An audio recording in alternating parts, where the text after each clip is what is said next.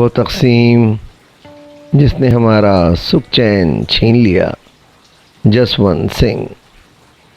تقسیم ہو گئی یعنی ہندوستان تقسیم ہو گیا۔ حقیقت یہ ہے کہ مسلمان کچھ زیادہ ہی تقسیم ہو گئے۔ مسلمانوں کی بڑی تعداد ہندوستان میں رہ گئی، باقی مسلمان آج بنگلہ دیش اور پاکستان کی صورت میں مزید تقسیم ہو کر اپنے مسائل سے لڑ رہے ہیں۔ 75 سال گزر جانے کے باوجود آج اقوام عالم میں ان کا وقار سے جینا محال ہے، خاص کر پاکستان کا جو اخلاقی، سیاسی اور معاشی لحاظ سے دیوالیہ ہونے کے قریب ہے۔ بیرونی قرضوں اور امداد پر اس کا انحصار ہے۔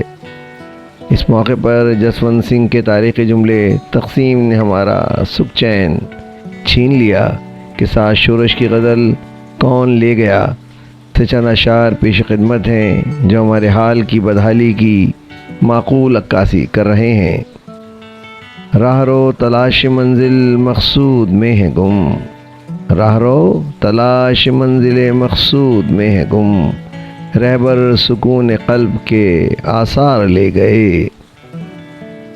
دن رات بک رہی ہیں دکانوں پہ عصمتیں، دن رات بک رہی ہیں دکانوں پہ عصمتیں، تاجر متاع گیسو و رخسار لے گئے۔ دل کا خلوص ذہن کی رفت قلم کی آب، دل کا خلوص ذہن کی رفت قلم کی آب، اس دور پر دروغ کے اخبار لے گئے۔ آج اگر شوری زندہ ہوتے تو آخری شعر میں لفظ اخبار کی جگہ پاکستانی نیوز چینل لکھنا پسند کرتے۔ خیر، اب جسونت سنگھ کے جملے وہ تقسیم جس نے ہمارے سکھ چین کو چھین لیا پر آتے ہیں۔ جسونت سنگھ کی کتاب جنا اتحاد سے تقسیم تک میں آپ نے نہرو کے حوالے سے لکھا ہے۔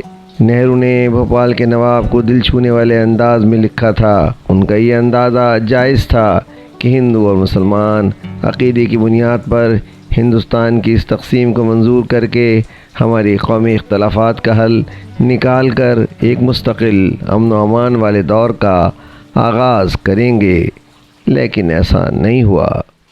جسونت سنگھ اپنی اس مذکورہ کتاب میں لکھتے ہیں کہ جنا کا تقسیم ملک کا یہ سفر ہماری تحقیق کا مرکزی نقطہ اس لیے ہے کہ مسلمانوں کے الگ قوم ہونے کا غلط خیال پیدا ہوا۔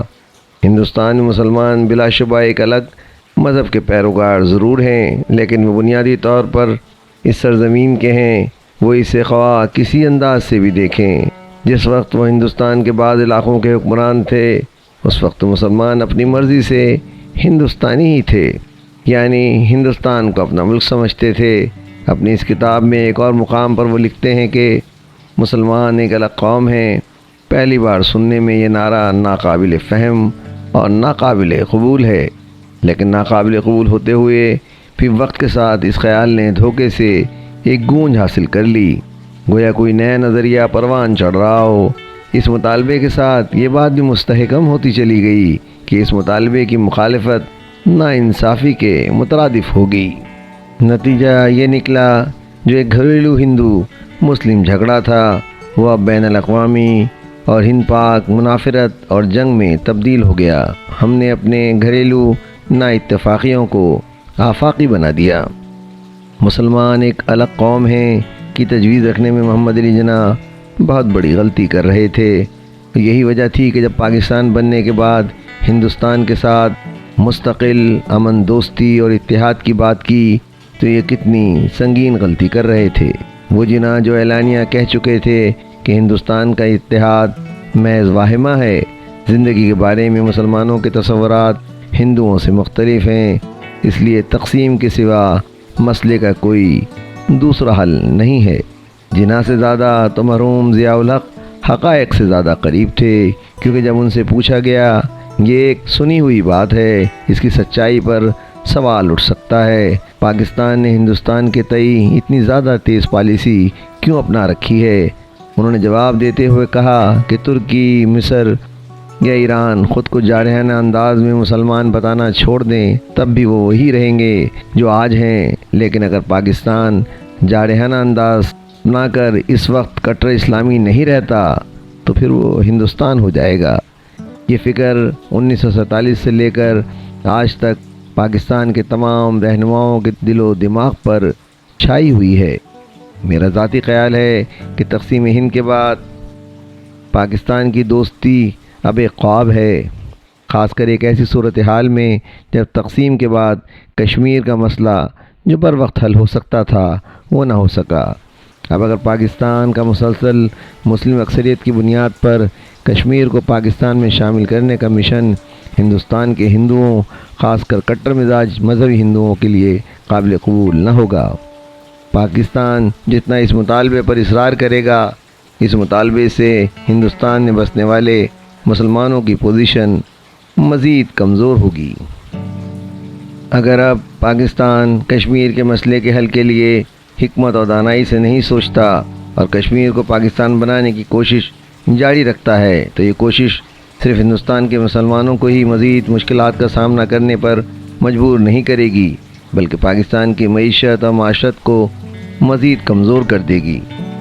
میرے خیال میں پاکستان اب اپنی مزید کمزوریوں کے ساتھ کھڑا رہے یہ بہت مشکل ہی نہیں، مشکل تر ہوگا۔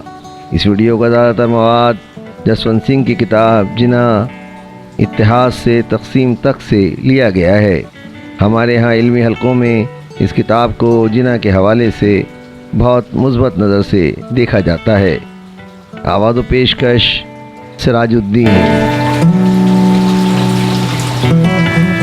ویڈیو پسند آئی ہے تو لائک کیجئے، سبسکرائب کیجئے تاکہ آپ کو میری نئی ویڈیو کا نوٹیفیکیشن بر وقت مل سکے۔ شکریہ۔